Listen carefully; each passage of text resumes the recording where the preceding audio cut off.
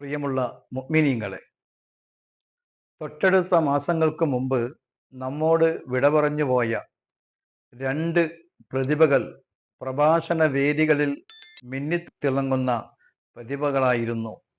ഒന്ന് ഗൂഡല്ലൂർ മസ്ഊദ് സഖാഫി ഉസ്താദ് അവർകൾ, രണ്ട് പാലക്കാട് തൗഫീഖ് അൽ ഹസനി അൽ അർഷദി ഉസ്താദ് അവർകൾ. രണ്ടുപേരുടെയും പ്രഭാഷണങ്ങൾ കേൾക്കാൻ എന്തൊരു കൊതിയാണ്, എന്തൊരു ആഗ്രഹമാണ്.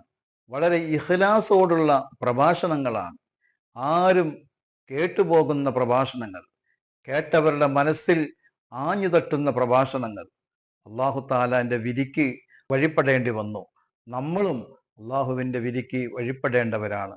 അള്ളാഹു താല ജീവിക്കുന്ന നമുക്ക് ആഫിയത്തുള്ള ദീർഘായുസ് നൽകി അനുഗ്രഹിക്കുമാറാവട്ടെ.